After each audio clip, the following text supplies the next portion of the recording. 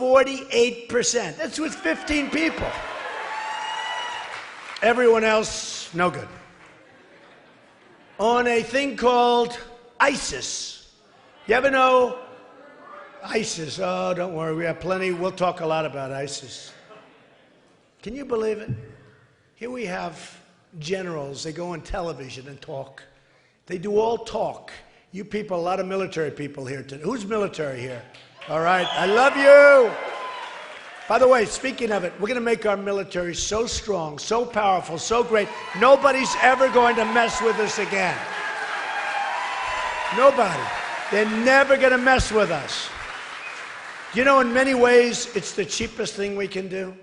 It's the cheapest thing. Instead of fighting these wars that we don't know what we're doing and we have leaders that are afraid to do anything, we're going to make it so great, so strong, that people, they're not messing, and we're going to take care of our great vets, our wounded warriors. We're going to take care of them. Because thank you, they are not being taken care of. We have illegal immigrants that are taken care of better than our incredible veterans, and it's not going to happen any longer. Not going to happen. Not going to happen. So with ISIS, Trump 46%. Can you imagine that with all of these characters running? On foreign policy, Trump way up. And, you know, in theory, you could say, well, maybe it's not my thing, but people want to see strong, they want to see strength, they want to see protection, they want to be protected. And that's it. I watched last night, and I watched a president, truly, that didn't know what he was doing. He didn't know why he was there. He refuses to use the term radical, Islamic, terrorism. He refuses to use the term. I don't even know if he knows what the hell's going on. I really don't.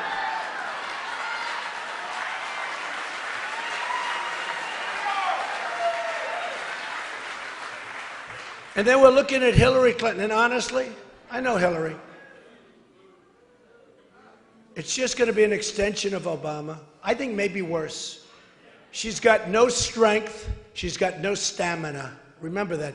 You don't need a president with no strength or stamina when we're being ripped off on trade, we're being ripped off on Obamacare, which is going to be repealed and replaced by something really good.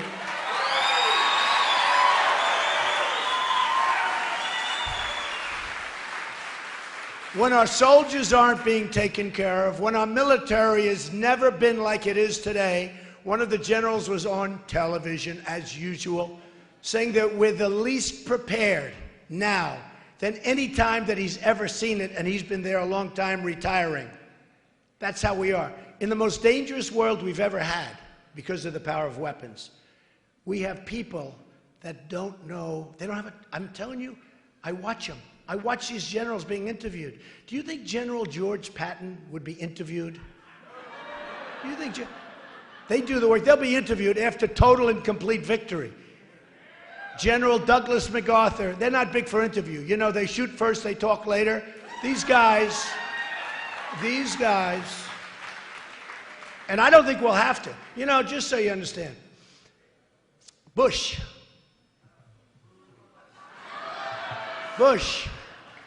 he said yesterday, he was being interviewed, he said that he was talking about me. He was saying the nicest things about me. Of course, he said he'll be elected. He said, what, 3%, right? No, but he said some things that was like, I said, who says that about an opponent? You don't say those things. You'll find out what he said. But he said very nice things. But if you look at what happens where he is upset with me because he says the tone of Donald Trump is not nice. And I say it all the time. We have people whose heads are being chopped off in the Middle East because they're Christian and for other reasons. They're being dunked and drowned in steel cages. And we talk about my tone. Hillary said the same thing. Mr. Trump's tone is not nice. These people are living in a different planet. Different planet.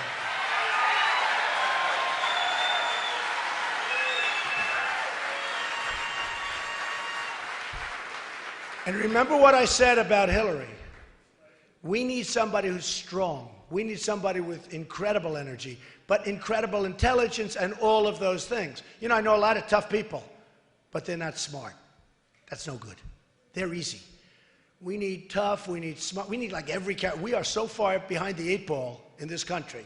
We owe 19 trillion. The budget they signed 2 weeks ago is going to make it 21 trillion. It's a, think of it, trillion dollars. Who the hell ever heard of the word 10 years ago? There was no such word. We owe $21 trillion in the very near future. We're really in trouble. We have to rebuild our country. We have to rebuild our infrastructure. We have to rebuild our military. And yet, we do deals with China where there's a trade imbalance of over $400 billion a year. In their favor, by the way, in case you had any question. Japan, they send the cars by the millions. $70 billion a year imbalance. That's like a loss. You look at Mexico. We're going to build a wall. It will be a real wall. It will be a real wall. It's going to happen. It's going to happen. The people I'm dealing with, and you know, I really focus on Hillary later because I have to get through these 15 people. You know, there's 15 of us. I had Perry came at me strong, he went down. I had Governor Walker, nice guy, he went down. Every guy that attacks me, so far they've all gone down. We got to keep it that way, right? I mean, Lindsey Graham, he's got 0. He's at 0. 0. Think of it. Let me ask you a question. I don't get Lindsey Graham. I don't get him. He's little. He says, we don't either. He's literally at 0. You see it. And he keeps talking. He gets so much television. I mean, he's on television all the time. And he doesn't go up. He's at 0, folks. His ideas are so bad. I'm more militaristic than him. But I know how to win. He doesn't. He wants to just attack everything. He doesn't know where the hell. And he always sits with John McCain. It's like they're the Bobbsey twins. They're always sitting together. No, it's true. Do you ever notice? Sometime I want to see him by himself. He's always sitting with John McCain, who's fine. I'm not knocking it, but you got to know what to do. Now, I was against the war in Iraq. So everyone says, oh, do you have the right temper? I have a great temperament. But you got to attack. If you're going to do something, you got to know what you're doing. I said, if you attack Iraq and you wipe it out, Iran is going to take over the entire Middle East because you're going to ruin the balance. It was so simple to me. And actually, they sent a group from the White House to see me because I got so much publicity, that they sent a group from the White House, see Mr. Trump, see if you... I said, fellas, you're going to have Iran take over the Middle East. And that's what's happening. And Iran's going to take over Iraq as sure as you're sitting there.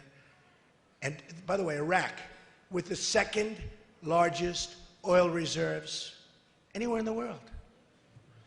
We lost thousands of lives. We have wounded warriors who I love all over the place. $2 trillion. We have nothing. We got nothing.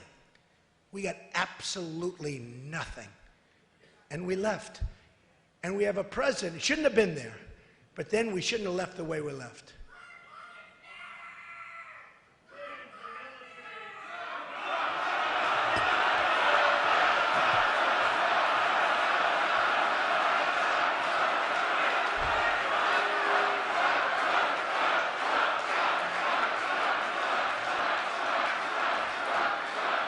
Thank you.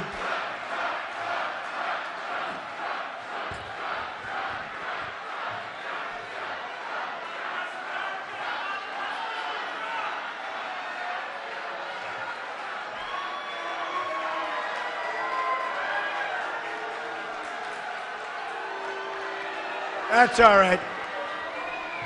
Treat her very nicely, please. I don't even know what she said, but whatever it was. I don't know what she said, but whatever it is. I treat her nicely. Thank you very much.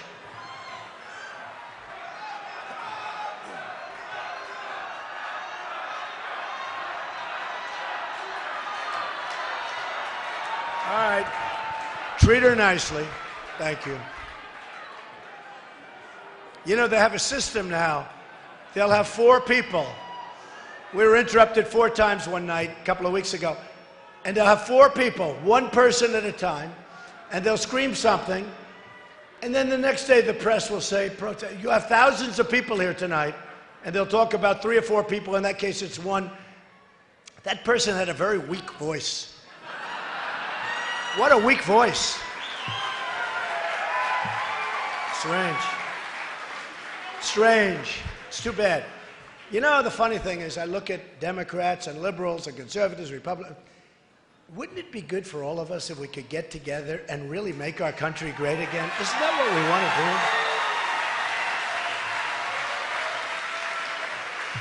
I'll bet you that if I spoke to that young woman, that quickly, I really think I could convince her that we're all in this together, folks. We want to have a strong country, right?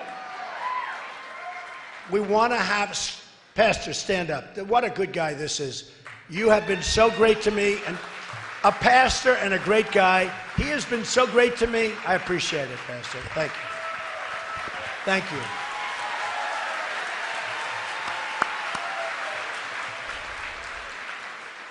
But you know, if you think about it, and you'll have some that can never be satisfied no matter what. They're just troublemakers, et cetera, but most people aren't. And they believe something, and I have some very smart friends don't agree with me, they agree on the other side. But I really believe that if you're talking about making America great, we have to be strong, we have to be vigilant, and if we're not vigilant,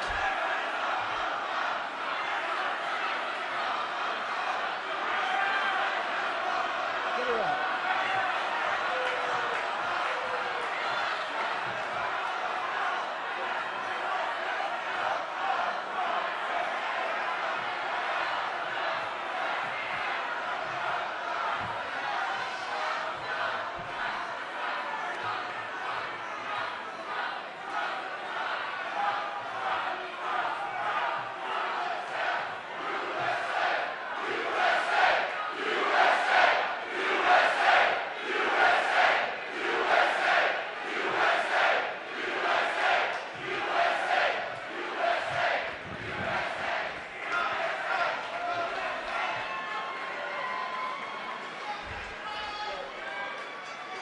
That was the same person. I got to tell you, so far the security is not doing a great job in here, I'll tell you that. That was the same person. You can do very nice, but why don't you get her out? Because honestly, it's inappropriate. So security, strengthen yourself up. See, our country has this kind of security. That's the problem we have. All right, get her out. Please, thank you.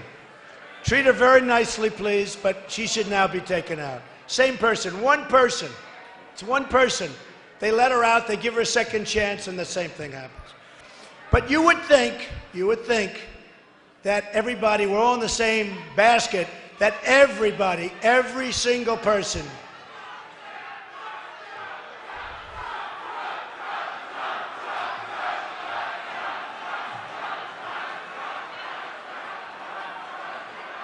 stay there.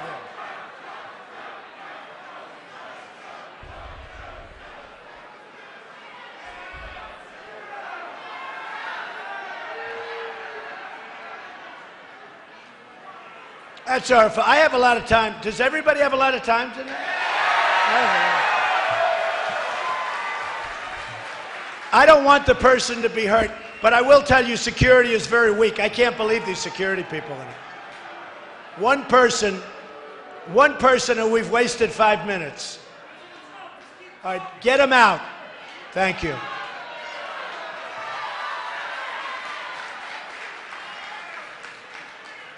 So you would think that if we could get together, we'd all be in the same boat. Now, last night we all saw and we witnessed something that I thought was highly inappropriate. In fact, I tweeted, "Is that all there is about the president's speech?"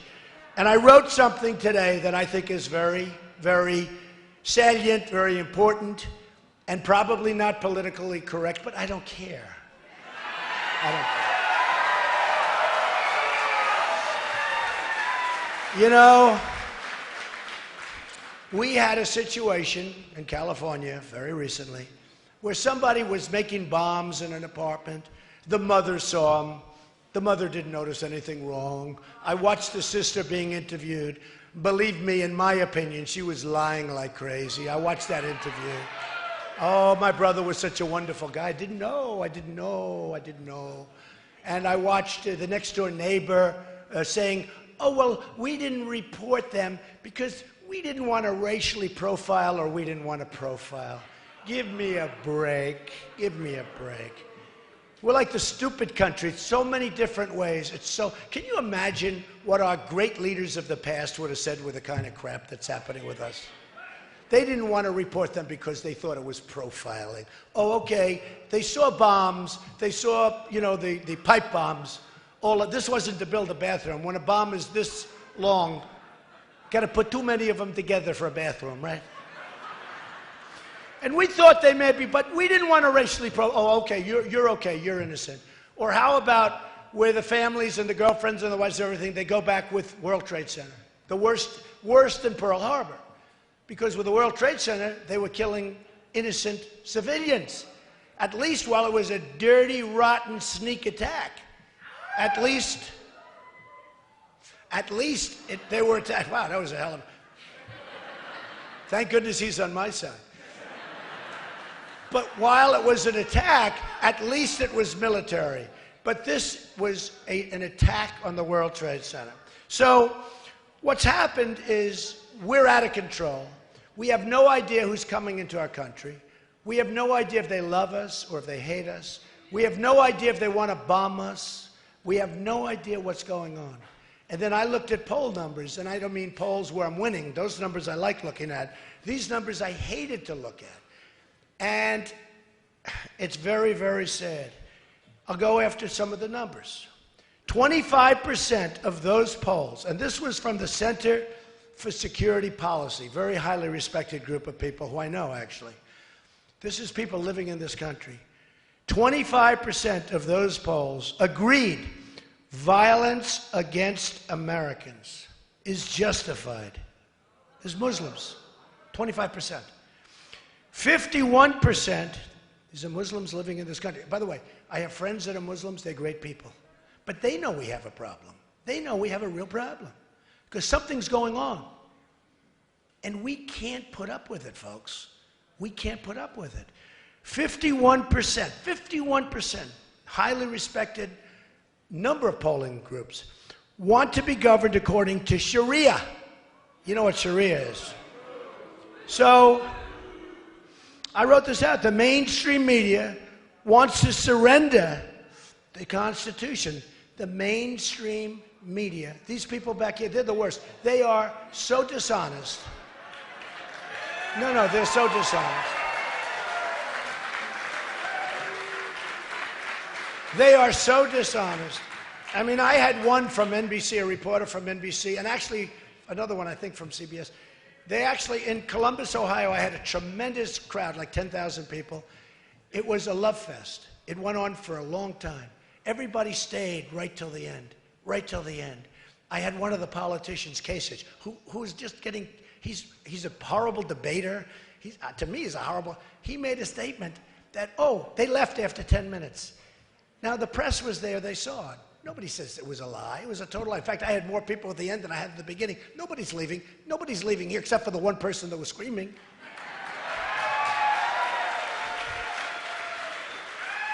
So we asked the press to report that it was a total lie, and they don't want to do that because it's not the thing to do. You know, we get the biggest crowds. They don't want to show this crowd tonight. They're not going to show all the people outside trying to get in. They don't do that. They have the cameras right on my face. I say, fan the crowd just to show them. Look at all the people over here. It's a record in the history of the ship. But they don't show it. They don't show it. No. And I say, fan it. I say, fan it, and they never, ever fan it. I say, fan the crowd. They never fan it. And yet, I guarantee you, that young woman that just got taken out after interrupting us 3 times, I guarantee the cameras will be on her. I guarantee. It's disgusting. It's disgusting. So we talk about the media, and by the way, some of the media is terrific, but most of it, 70%, 75%, is absolute dishonest, absolute scum. Remember that. Scum. Scum. They're totally dishonest people. I had one the other day where I finished the speech and they said, oh, Trump was interrupted and he left early. Like, I spoke like for 45, 50 minutes. I then answered questions, and then I went around and did, everybody knew it was false.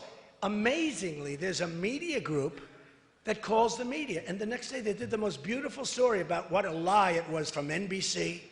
She's back there, little Katie. She's back there. What a lie it was. No, what a lie. Katie Turr. What a lie it was from NBC to have written that was a total lie.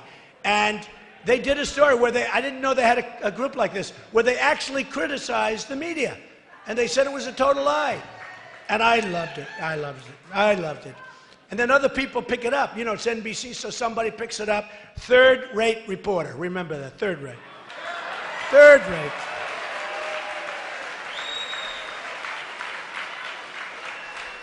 So I said here, the mainstream media wants to surrender our Constitution and our constitutional rights.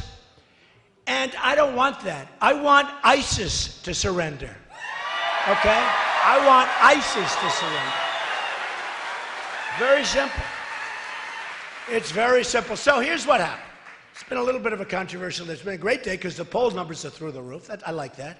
But I have more, I wish we could call. Is there any way we can call the election tomorrow? Wouldn't we love that? Because who knows? Now they're coming at us in full force. They're not coming at me. They're coming at all of us. They're coming at all of us. Because, we have a noisy majority. They used to call it the quiet majority. People are fed up. They're fed up with incompetence. They're fed up with stupid leaders. They're fed up with stupid people. They are fed up with stupid people.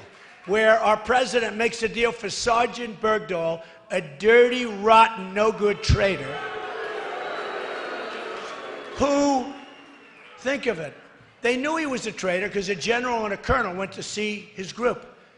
6 people were killed looking for him, okay? 6 people were killed, young, unbelievable. I watched the parents on television. I've seen the parents, but I watched the parents on television. Devastated. We'll never be the same. They left to try and bring him back. He left. He deserted. In the old days when we were a strong country, it would be boom, gone. It was called desertion. Now, the other day, I heard they won't even do anything to him. Can you believe it? They think he's going to get away with nothing. He's going to have nothing. So he left. Oh, they treated him pretty rough, though. He got in there. He said, I shouldn't have done this. This isn't working out the way I thought. Anyway, so we get him back, and here's the deal we make. We get a dirty, no-good traitor, 6 people killed, trying to find. They get 5 of their greatest killers that they've been after, think of it, for 6 years. In fact, I hear 9 years. So they get these, that right now have gone, they're out on the battlefield, trying to kill everybody in front of them, including you folks, I hate to tell you. So we get Bergdahl, and they get 5 of the killers that they've wanted for many years. That's the way we do it. The Iran deal. We gave them $150 billion. It's called amateur night. We gave them $150 billion. 24 days. 24 days. We think there's something wrong. 24 days we have to wait. But it's much longer than that because there's a whole process before the clock starts ticking. So it could be forever. But the best is where they have the right to self-inspect. Are you doing nuclear weapons over there? Oh, we'll inspect tomorrow. Oh, no, we're not doing nuclear weapons. The Persians are great negotiators. Always have been. And somebody would say that's profiling. Trust me, they're great negotiators. And Kerry is a horrible negotiator, and Obama is a horrible negotiator. Horrible. It's a horrible negotiation. These people are horrible. I always thought Obama would be a unifier. I never thought of him as being like a divider, because I said, you know what? I don't think he's going to be a good president. I backed McCain. He lost, by the way. And, you know, I don't blame McCain for losing, because a lot of bad things were happening. That was a tough one. But I backed McCain. He lost. I backed Romney. He should have won, but he sort of went away on vacation or something the last month, and he lost. And I said, this time I'm going to do it myself. We're not going to lose. We're not going to lose. We're not losing. And the recent Fox poll that just came out has me beating Hillary very easily one-on-one. I love that. That's so important. So we put out a statement today. We watched this, and it's impossible to watch this gross incompetence that I watched last night. And we put out a statement a little while ago, and these people are going crazy. They won't report it properly. Shall I read you the statement? Donald J. Trump is calling for, now listen, you got to listen to this one, because this is pretty heavy stuff, and it's common sense, and we have to do it. Remember the poll numbers, 25%, 51%. Remember the poll numbers. Okay, so remember this. So listen. Donald J. Trump is calling for a total and complete shutdown of Muslims entering the United States until our country's representatives can figure out what the hell is going on.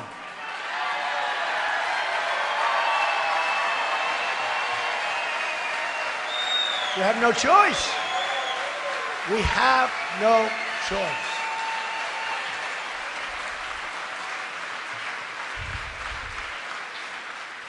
We have no choice. According to Pew Research, among others, there is a great hatred toward Americans by large segments of the Muslim population.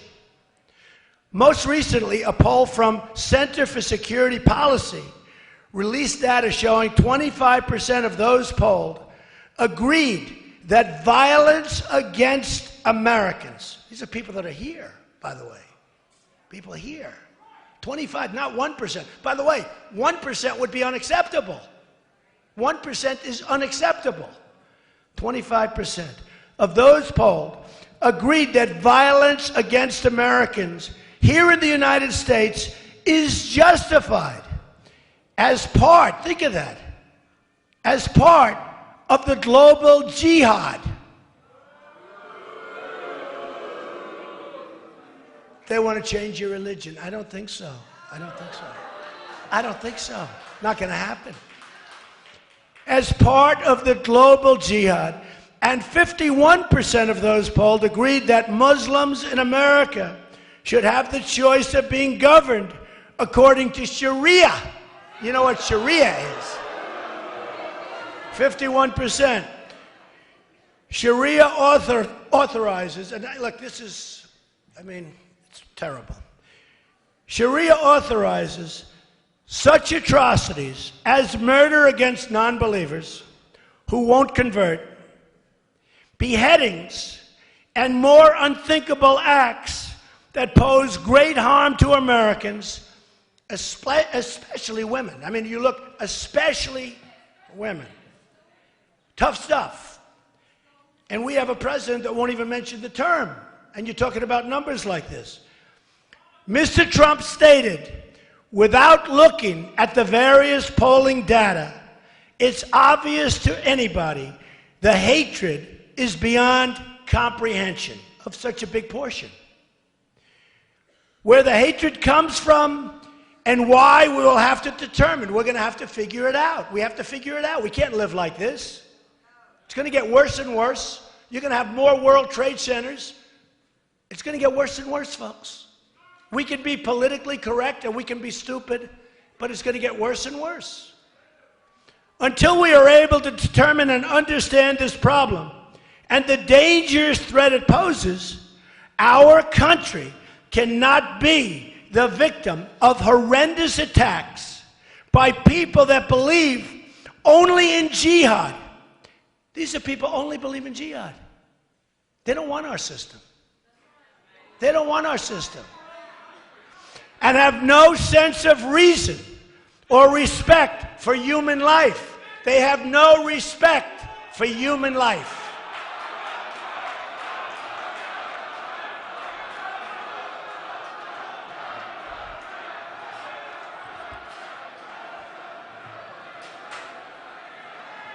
That's all right.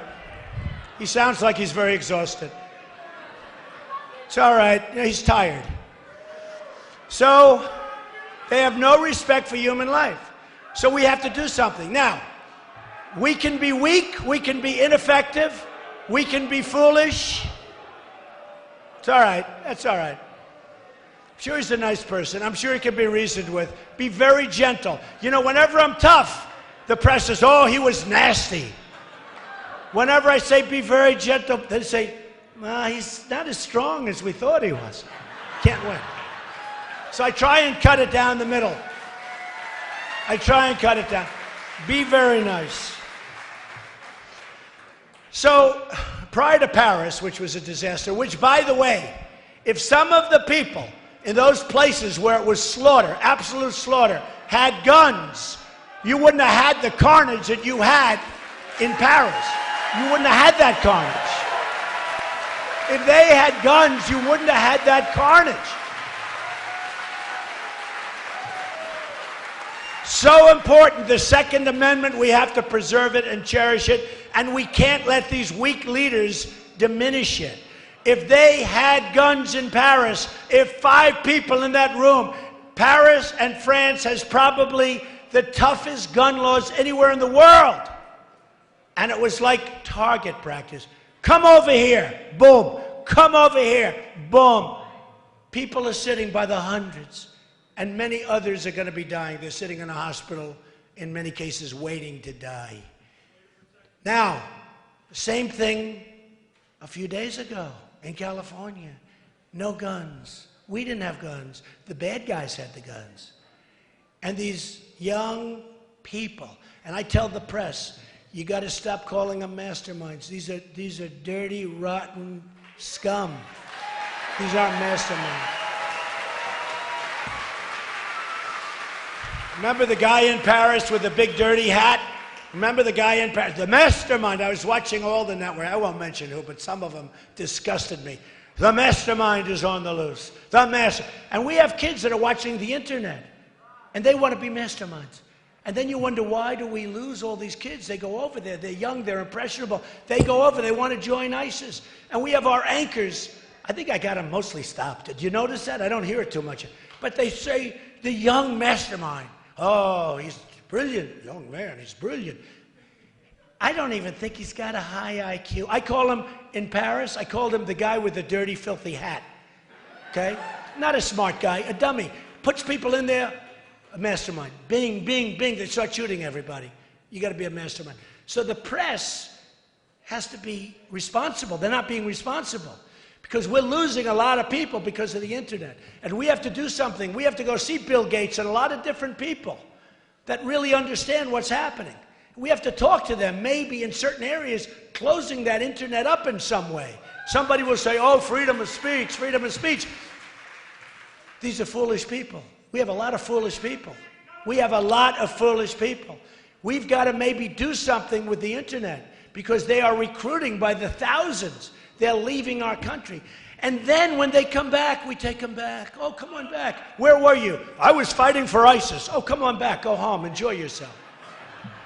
When they leave our country and they go to fight for ISIS or any of the other groups, they never come back. They never can come back. They never can come back.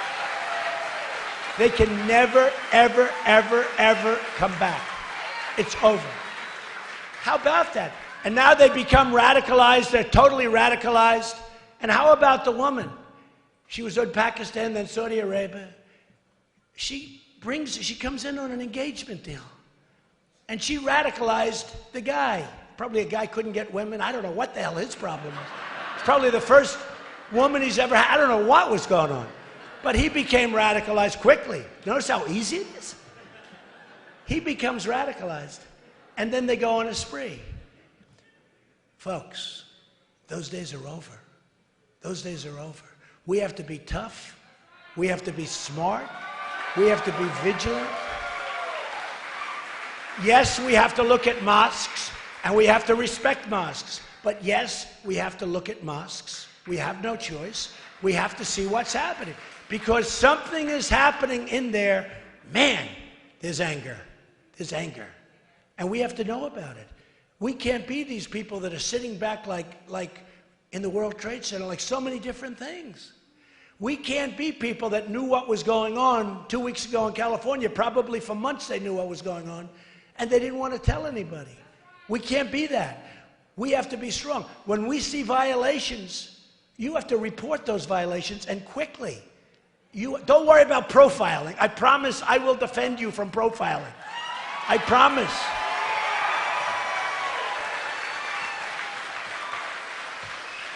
So when I started this whole quest, who knew it was going to turn into this? It's been an amazing thing. No matter where I go, I have tremendous crowds, packed. We went to Dallas, 20,000 people in Dallas, 25,000 people. I mean, it's Mobile, Alabama, 35,000 people. Here, every time I come to South Carolina, every time I go to North Carolina, every time I go to Iowa, New Hampshire, Virginia, wherever I go, Florida. No, we have crowds that are maxed. I mean, the only problem we have is the size of the room. Thousands of people outside trying to get in. Usually I do a double. I go talk to them for a while, which I wouldn't say exactly love doing after the first one. But there's an unbelievable love in these rooms, all the same. I love you too. I love you. Stand up. Who said that? Thank you, darling. I love you too. There's an unbelievable love in all of these places. Oklahoma, 20,000 people standing in a park on quick notice. There's an unbelievable love, and there's an unbelievable love of the country. We want to see good things. We don't want to be bad people. We don't want to be tough and nasty, and we believe in the Constitution more than anybody. But we can't let people use and abuse our rights. We can't let people kill us. They want to kill us. They want to destroy us. We can't let it happen. We just can't let it happen. And I have a friend who's a very, very successful man. And I went to one event. He came with me. We had 24,000 people. And this guy's really a tough cookie. He's a great financial guy. One of the guys I definitely used to negotiate with Japan, China. Believe me, you are going to be in good shape if that happens. We won't have these characters. This whole thing with all of these guys. By the way, I'm the only one that's self-funding my campaign. Everyone else is controlled. Only one. I'm the only one. Only one. I'm self-funding my campaign. And these other guys, they're getting millions and millions of dollars from people I know. I had one guy came and wanted to give me a lot of money. I said, honestly, I can't take it. I don't want to do it. I can't take it. Which is very sort of like for me to not take money. My whole life I've been taking. Now I'm sort of like, what am I doing? But came in, and I said, so what are you going to do? I don't want your money. And he said, I got to go someplace else. They're like gamblers. Got to go I said, but you like me best. I like you best, but I'm going to go someplace else. Because they want to be poor. So they give millions. Let me tell you, hey, who is more than me? I gave millions to these guys. Nobody knows the system better than me. I knew it from the other side. Don't forget, I was the fair-haired boy. I was like the establishment. They'd all come to me, and I'd give them all money. I'd write checks sometimes to senators, whatever the max, bing, bing, bing. I used to say, senators, don't come to my office. Anybody that's a U.S. senator and calls me, we'll send you a campaign contribution. But you know what? I'll tell you something.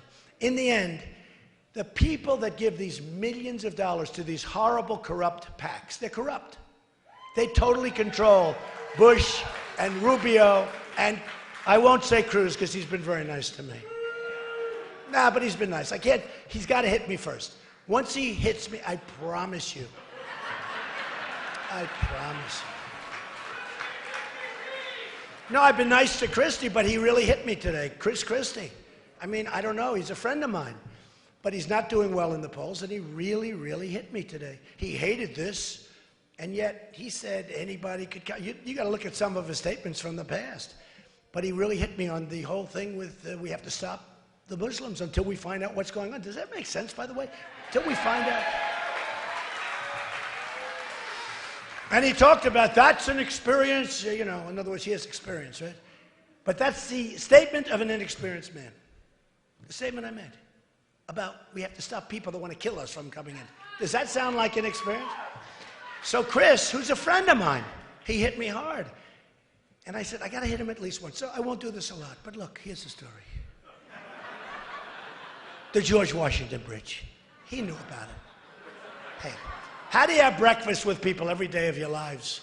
They're closing up the largest bridge in the world, the biggest in the United States, traffic flowing during rush hour. People couldn't get across for 6-7 hours. Ambulances, fire trucks. They're with them all the time, the people that did it. They never said, hey, boss, we're closing up the George Washington Bridge tonight. No, they never said. They're talking about the weather, right? Then, so he knew about it. He knew about it.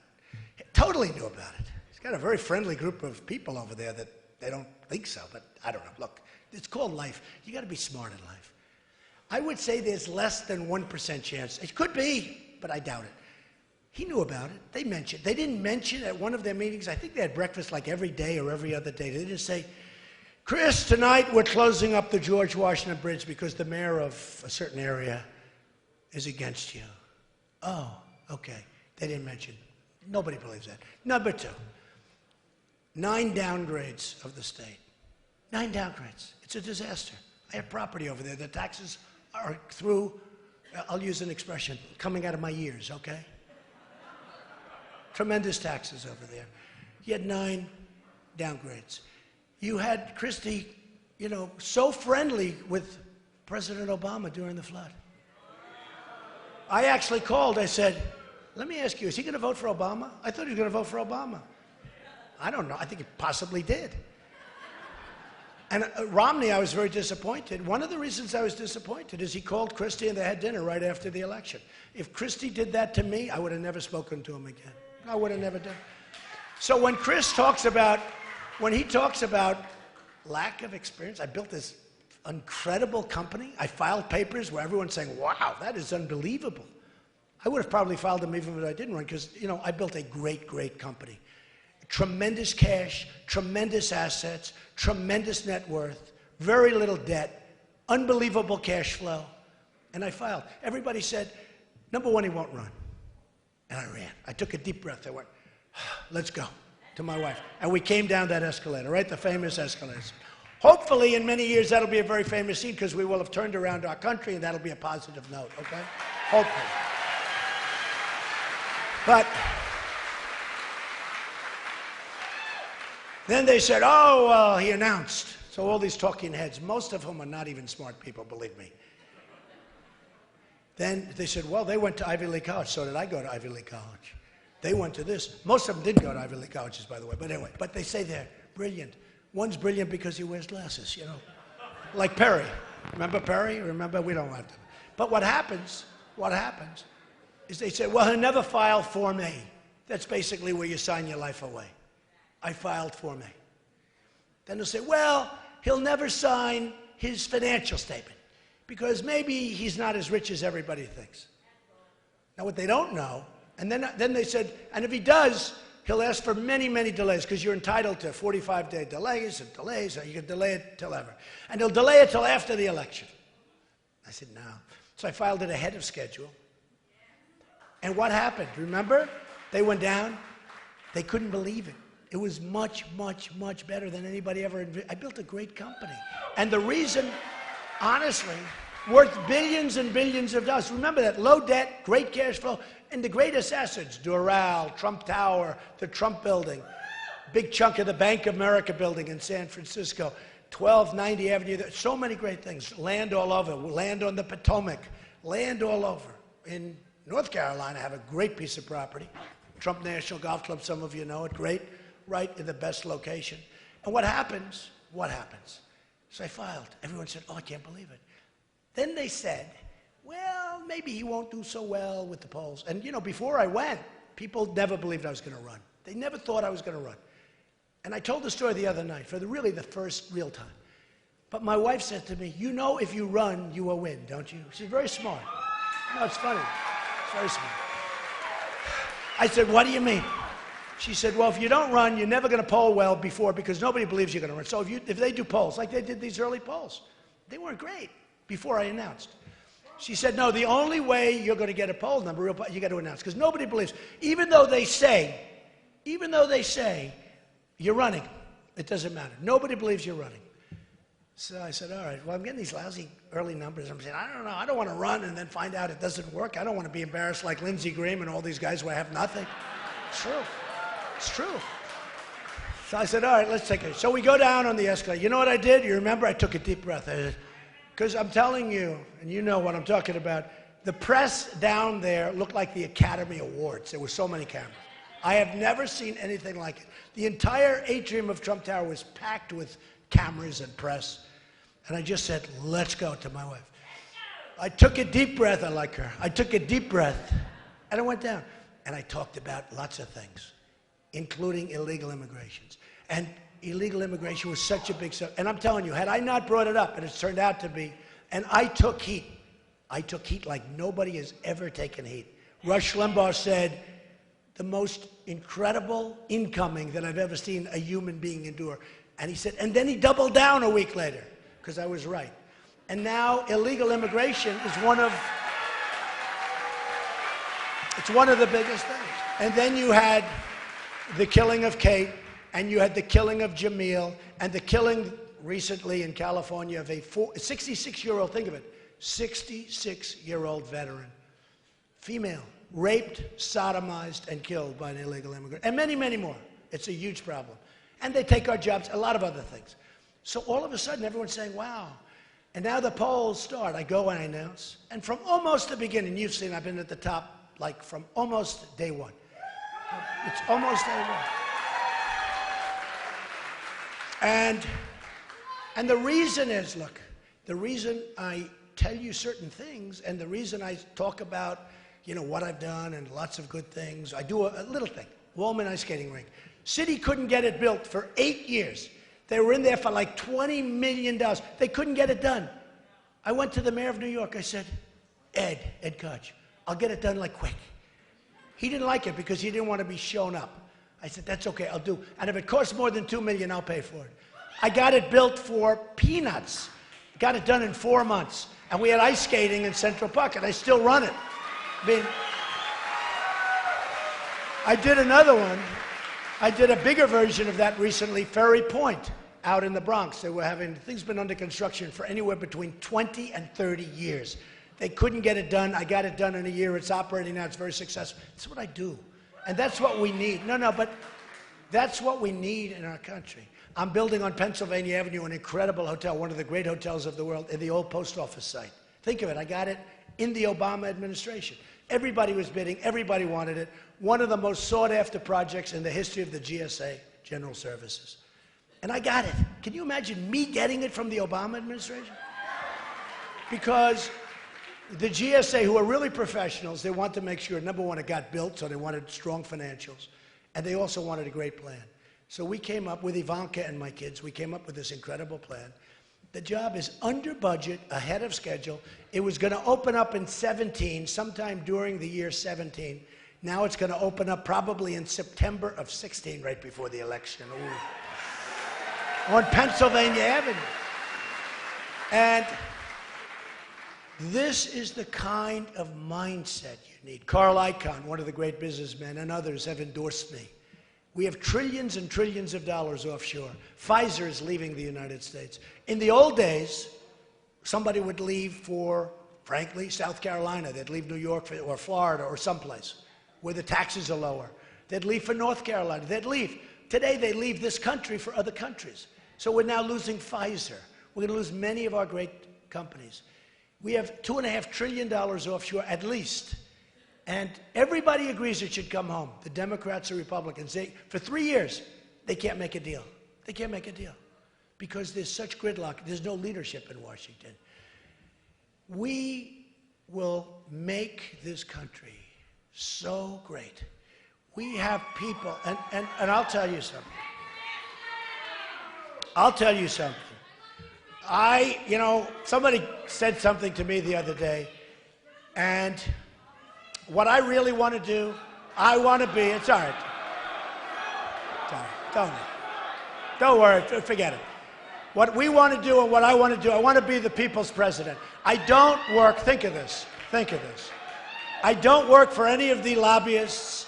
I don't work for any of these people that are leading our country in the wrong direction.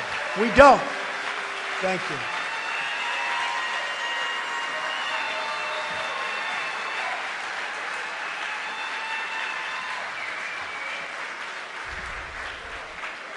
The best thing that I've seen in going around, and the thing that I've seen more than anything else, is how smart the people are. They don't believe those people in the back that write with forked, I'm telling you, they don't believe them. The people are really smart. What's given me more inspiration than any other single thing are the people that I've met, the incredible people of this country. We're going to make America great again, and you know what? We're going to make it greater than ever before. And I love you all, and thank you very much. Thank you very much, South Carolina, great. Thank you. We love you. Thank you.